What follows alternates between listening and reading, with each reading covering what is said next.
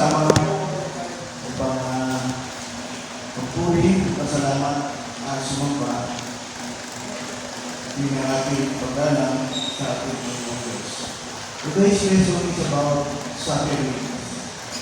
Ang ating teksto ay mula sa 2 Corinthians verse 5. For just as we share abundantly in the suffering of Christ, so also our comfort abounds through Christ.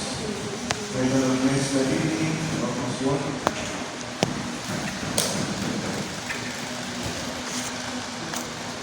Number 1, what is suffering? Suffering is a state of undergoing pain, distress, or hardship. Ito yung kalagayan na dumadanas ng sakit, ng kahirapan, at mga paghihirap sa buhay. This suffering is remembering our Lord Jesus Christ suffering on the cross. At pagsimula ko sa kanyang pagdakip hanggang sa pagpapakon sa cross. Ito'y traditionally na inaalala ng mga tao. At hindi lang dito sa Pilipinas, but it is a worldwide traditional practices of the Christians.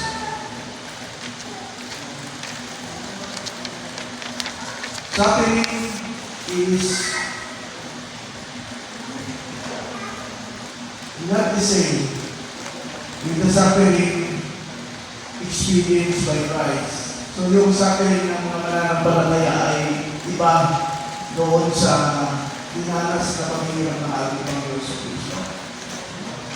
Ngayon doon sa same things na magpapasa tayo ng krus, magpapahampas tayo, at magpapapako para lang ating sabihin at tularan ng ginawa ng Panginoon sa Kristo na paghihirap niya. What is suffering for God? Sabi ko sa number 2, suffering for God is the state of undergoing or undergoing pain, distress, or hardship as a result of living for God. Ano bang klaseng mga paghihirap o mga kasakitan ang mga karanasan natin bilang pananampalataya at ito ay inaalay natin para sa Panginoon. So maraming bagay tayong naranasan, di ba? For how many years of our serving the Lord, marami na rin tayong mga nalagpasan ng mga kahirapan. Yung pagpunta na lang dito sa church, that is a part of our sacrificing ourselves for the Lord. Nagsasacrifice tayo papunta dito sa simbahan at pagdalo sa ito ng mga uling ng gawain. Sa mga magagawa ay ginagawa yung kanyang tungkulin upang gampanan yung pagkatawag sa kanya. So mahal yun nung ating pagsunod sa ating Panginoong Diyos at bahagi ng ating mga pagtitiis na ginagawa alang-alang sa ating pananampalataya. So makikita natin na hindi lang ito, even in our personal life, in our family, in our work, at yung ating relationship sa ating pamilya at sa ibang tao, may mga pagkakataon na dumaranas tayo ng mga paghihirap, ng mga kahirapan. Hindi nga sabi ko na mga trials na naranasan natin sa ating buhay. Bahagi yun noong sufferings na ating naranasan at hindi tayo natitinag sa ating pananampalataya. Ito yung sukatan mga kapatid. Kung hanggang saan yung antas ng ating pananampalataya sa Diyos, it depends on the sufferings that we experience every day. Yung ating mga kinakaharap, mga pagsubok na dumarating sa ating buhay, bahagi yan noong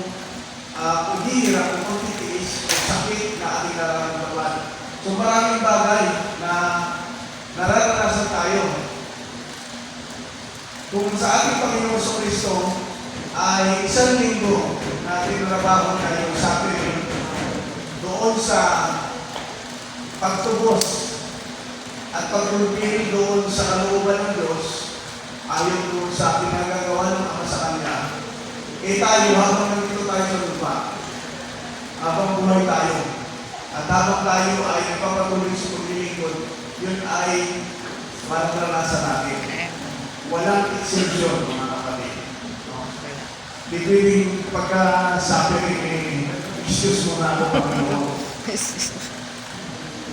Live po na ako dyan. So, wala exemption doon sa suffering. Kaya sabi nga ng iba, mahirap pala maging pananampalataya. Ngayon pa maging bunang ang dami pagsubok. Pagsubok kasi sa amin. Hindi lang nalalaman, pero alam niyo ba kung i-analyze niyo mga kapatid? Ang isang tao na dumadanas ng pagsubok at siya ay wala doon sa ilalim ng biyaya ng Diyos, hindi nakakayanin yun. Kaya dito maraming tao minsan tinatapos na yung buhay para tapos na yung problema, tapos na yung problema. Sa ating mga mananampalataya, it is a blessing. Gusto kong makita nyo kayo mga kapatid, na ang blessing hindi lang doon sa tinatagdag natin mga Biyaya, pinansyal. Ang blessing doon ay kapag nalampasan natin yung suffering na dumarating sa atin, yung blessing. Bakit? Kasi hindi tayo bumibitaw sa ating pananampalataya. Ibig sabihin, yun ay nagiging kalakasan pa ng iba. At ito, siyempre, nagiging testimony natin. Yes, Kaya amen. tayo yung testimony, kaya tayo yung witness. Para ipakita natin, despite of those sufferings na naranasan natin sa ating buhay, nakatayo pa rin tayo sa ating pananampalataya. Amen. Tayo sa ating Panginoon. Acts chapter 5, verse 41 to 42, and Romans chapter 5, verse 3 to 5. Then the peace suffering is a result of fully devoting our life to God. Ibig sabihin, kahit bagyo, kahit paha, walang makapigil sa ating paglilingkod sa Diyos. Kaya minsan alam nyo, nung bago ko mananampalataya, kahit karinig ko sa mga yakipon. Kasi ba naman, pagdating ng church, active sila. Kaya dapat mamaya ako sasabihin.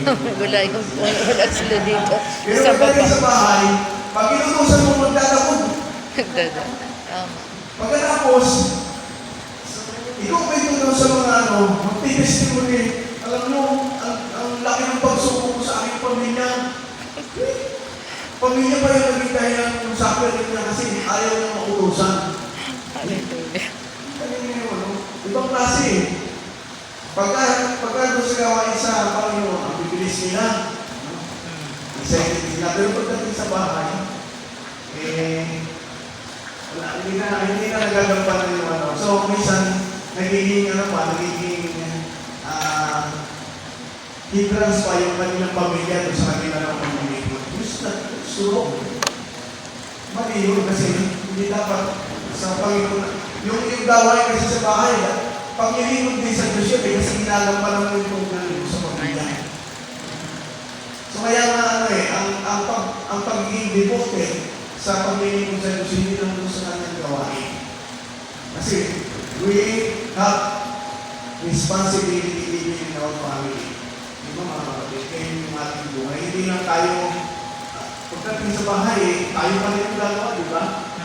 Kasi mahal natin yung pamilya natin dahil mahal natin ang Diyos. Amen. Kaya tayo ay nagsisigod sa Panginoon, hindi lang para sa ating sarili. Para rin ito sa ating pamilya, makita nila kung gaano masarap ang lingkod sa Panginoon. Let us see how suffering gave to Jesus' disciples after Jesus' resurrection. Paano natapos yung paghihirap ng mga disciples? It talk about the 12 disciples, mga kapatid. Doon sa nabigla ng disciple, pagkatapos ang Panginoon sa Diyos para yung buhay ng ulit. Na isa-isa natin. Si Andres ay pinako sa cross. Si Bartolome, pinako rin sa cross. Si Santiago, na kapatid ng ating Panginoon sa Kristo ay binako. So, hindi kayo mga punishment na naranasan nila. Hindi kayo namatay nila. Si Santiago na anak ni Alpino ay pinakuli sa krus. Si Santiago naman na anak ni Zebedeo ay pinatay sa pamamagitan ng espada. Manlupit yung kanilang kamatayan. Si Juan lamang ang namatay sa natural death. Si Juan kasi yung natalo sa Patmos. At siya ay namatay. Siya yung pinakamatanda na namatay sa mga disciples. Si Mateo, inipakuli sa krus. Mas malapit yung kay Pedro kasi pinakuli siya sa krus pabaliktad. Kasi yung kanyang request, sabi niya, pwede ba kung papakuli ako sa krus, baliktad niyo ako. Kasi siya yung alalamin natin siya yung nag-deny, di ba? Sa ating Panginoon sa Kristo. So, ngayon niya in-accept yung parusa sa pamamagitan ng pagpapago ng pagkiwalay. Si Felipe, pinakuli siya sa krus. Si Simon.